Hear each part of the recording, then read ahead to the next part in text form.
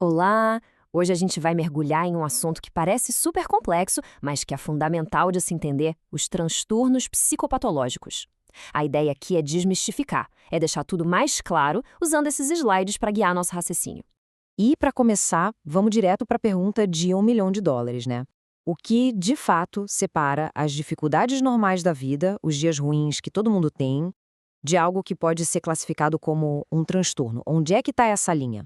A primeira pista está na própria palavra, psicopatologia. Se a gente quebrar ela vindo lá do grego, psyche é mente, pathos é sofrimento e logos é estudo. Ou seja, é literalmente o estudo do sofrimento da mente.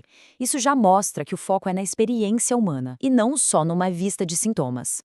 Então tá, mas como os profissionais de saúde fazem essa distinção na prática? Não é algo tirado do nada, sabe? Existe um conjunto de critérios bem estabelecidos para ajudar a definir o que é e o que não é um transtorno. E são basicamente estes 4 pontos. Para uma condição ser vista como um transtorno, ela precisa, primeiro, mostrar uma disfunção real nos nossos processos mentais. Segundo, tem que causar um sofrimento de verdade, um prejuízo na vida da pessoa. Um ponto-chave é: não pode ser uma resposta que já é esperada para um evento, tipo luto depois de uma perda. E, por fim, também não é só um conflito com as normas da sociedade. Ok, entendemos os critérios. Mas e as causas? De onde isso vem? A visão antiga de procurar uma única causa já foi superada. Hoje, a gente pensa nisso como montar um grande quebra-cabeça. E o nome desse quebra-cabeça é modelo biopsicossocial. A ideia central aqui é muito poderosa. Nenhuma pecinha, sozinha, consegue formar a imagem completa do que está acontecendo. A primeira peça desse quebra-cabeça é a biologia. Aqui entra a genética, que a gente herda, a química do nosso cérebro, a estrutura dele. Pensa nisso como o hardware do nosso sistema. Depois vem a peça psicológica, que são as nossas experiências de vida, sabe? Os traumas, as perdas e também os padrões de pensamento que a gente vai construindo. É o nosso software pessoal rodando nesse hardware. E, para fechar o trio, temos os fatores sociais. Porque ninguém existe numa bolha, né? A cultura em que a gente vive, o apoio da família e dos amigos, o ambiente, tudo isso tem um peso enorme no nosso bem-estar. Então, o pulo do gato é esse. Não é a biologia ou a psicologia ou o social. É a dança, a interação complexa entre esses 3 fatores que nos ajuda a entender de verdade o sofrimento psíquico. Bom, se as causas são tão complexas, como é que os profissionais conseguem se comunicar e diagnosticar tudo isso de um jeito consistente? É para isso que servem os manuais de diagnóstico. A melhor forma de pensar neles é como se fossem dicionários mesmo.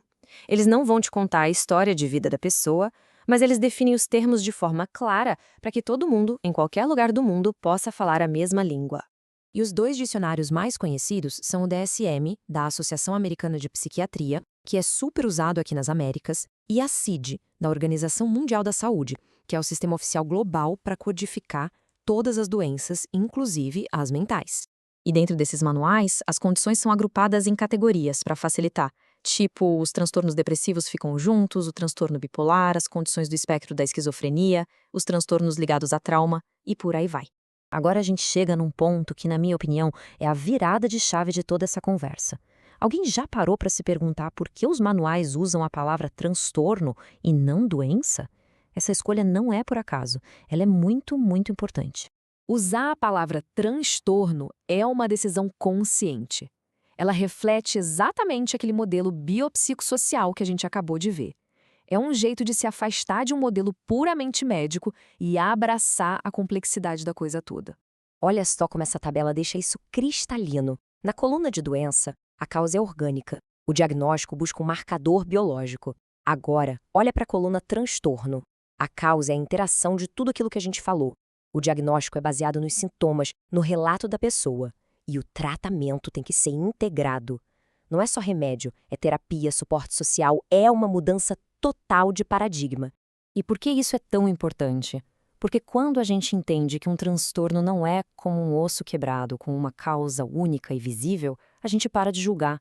A gente sai do julgamento e vai para a compreensão da complexidade que é a condição de cada um. É o primeiro grande passo contra o estigma.